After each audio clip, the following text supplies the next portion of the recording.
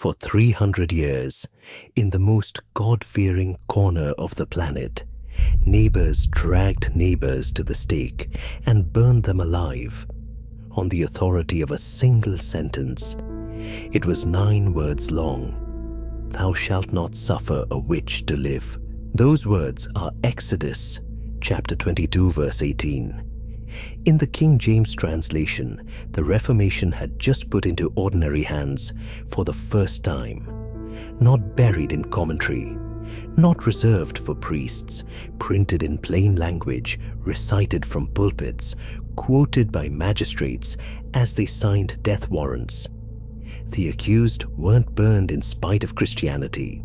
They were burned because of a line in its book, and everyone involved could cite chapter and verse. We remember the witch hunts as a spasm of medieval superstition, a generic human darkness that happened to wear a cross. It was more specific than that. It had a text, a manual, a theology, a courtroom procedure, and at the bottom of all of it, a Bible verse that a society had decided to take literally. So start with the number, because it's the test of whether you can trust anything else. The witch hunts did not kill 9 million people. You've heard that figure. 9 million women burned across Europe. The Women's Holocaust, the Burning Times. It's in documentaries, in pop history, and it is pure invention. It traces to a single German amateur in the 1780s who took the death toll of his own small town and multiplied it across all of Europe, across all of history, with no method worth the name. Anti-clericals loved it. The Nazis loved it more. Heinrich Himmler ran a research unit specifically to mine the witch trials as propaganda against the Catholic Church. By the 1970s, it had been laundered into sober fact. It isn't. The real scholarly consensus, built from surviving court records, is that somewhere between 40,000 and 60,000 people were executed as witches. About 3/4 were women, though in some regions, most of the accused were men. We say this plainly because the whole point of Holy Hell is that we don't trade their life for one of our own. 50,000 human beings, most of them poor, old, widowed women, tortured into confessing, then burned or hanged for an imaginary crime. That is not a number that needs inflating by a factor of 200 to indict the people who did it. The real figure is the more damning one, precisely because it's true. In 1486, a Dominican inquisitor named Heinrich Kramer published a how-to. He called it Malleus Maleficarum, the hammer of witches, and the new printing presses turned it into one of the best-selling books in Europe for 200 years, second only to the Bible itself. It is a genuinely vile document. It explains how to identify a witch, how to interrogate her, how to torture her without letting her die before she confesses, and names others. And it is soaked in a hatred of women, presented as theology. All witchcraft, it says, comes from carnal lust, which in women is insatiable. That sentence is why the fires fell overwhelmingly on women. The misogyny wasn't incidental to the witch hunt. It was the engine. Here's the nuance the honest version requires. The Catholic Church's own theologians at Cologne condemned the book shortly after it appeared. Kramer himself was later censured. The institution did not formally endorse his manual. It didn't matter. The press had done its work. The book was loose in the world, and for 2 centuries, magistrates and clergymen of every confession reached for it, because a witch hunt was not a mob. It was a procedure, and the procedure is what made it monstrous. It began with an accusation, a soured cow, a dead child, a quarrel, a grudge. The accused was arrested and examined. Examined meant searched for the devil's mark. Subjected to the swimming test, bound and thrown into the water because a witch was thought to float. And then, if she would not confess, tortured.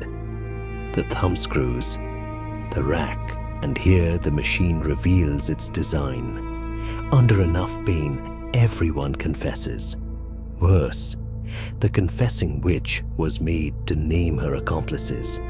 Each name was a fresh arrest, each arrest a fresh torture, each torture fresh names. That is not a justice system catching guilty people. It is a perpetual motion machine for manufacturing them, and where it caught, it could level whole towns. In the German Prince-Bishopric of Würzburg, between 1626 and 1631, some 900 people were burned, among them children, nuns, and a boy of 9. Neighboring Bamberg built a purpose-designed witch prison with its own torture chambers. These were not the Dark Ages. This was the century of Galileo and Descartes. The comforting modern instinct is to pin all this on the Catholic Inquisition and move on. The history won't allow it. Protestant territories burned witches with every bit of Catholic zeal, often more. Martin Luther preached that he would have no mercy. He would burn them himself. John Calvin's Geneva executed them. And King James VI of Scotland, the same James who would commission the King James Bible, personally supervised a round of torture trials and wrote a book arguing for the hunt. The Reformation did not slow the burning. In many places, it accelerated it, because it handed every literate believer the verse directly, and the deeper irony cuts the other way. The Spanish Inquisition, of all institutions, was comparatively skeptical of witchcraft. Its inquisitor Alonso de Salazar Frias investigated a Basque panic, concluded the confessions were worthless, and effectively shut the hunts down in Spain. The most feared tribunal in Europe demanded evidence the village courts never did. It was Christian Europe, top to bottom, Catholic and Protestant, clerical and secular, reading the same book and reaching for the same fire. And this is the part the apologist most needs you not to hear. People at the time knew it was a machine for producing the innocent. They said so, and they were ignored. In 1563, a physician named Johann Weyer argued that the accused were sick or deluded old women, not agents of Satan. He was denounced. Decades later, a Jesuit priest named Friedrich Spee spent years as confessor to condemned witches, walking them to the stake, hearing their last words. He came away certain that every confession was a lie, tortured out of the innocent. In 1631, he published, anonymously, to avoid the fire himself. Torture, he wrote, fills our Germany with witches. It does not find guilt. It invents it. The critics were Christians. The knowledge was available, and the torture continued anyway for another century. That is the fact that dismantles every excuse about the understanding of the age. The understanding existed. It was refused, so here is the receipt. In 3 parts. What happened? Across 3 centuries of Christian Europe, an estimated 50,000 people, overwhelmingly poor old women, were tortured into confessing an imaginary crime, then burned or hanged on the authority of a Bible verse. The apologist's spin. It was secular courts, not the church. The numbers are exaggeration. It was the superstition of the era. And the rebuttal. The verse was Christian. The manual was written by a Catholic inquisitor. Luther, Calvin, and King James all endorsed the hunt. Yes, the 9 million figure is a myth, and we said so ourselves. The real 50,000 is indictment enough. and the Christian skeptics who saw through it proved the rest were not prisoners of their age. They chose the fire. The witch hunt was not an outbreak of unreason inside an otherwise reasonable faith. It was the perfectly reasonable conclusion of three things held together: a holy book, taken literally, the machinery of torture and confession, and a culture certain it was doing the will of God. Give a society a sentence of scripture and the power to kill, and it will find the witches it is looking for.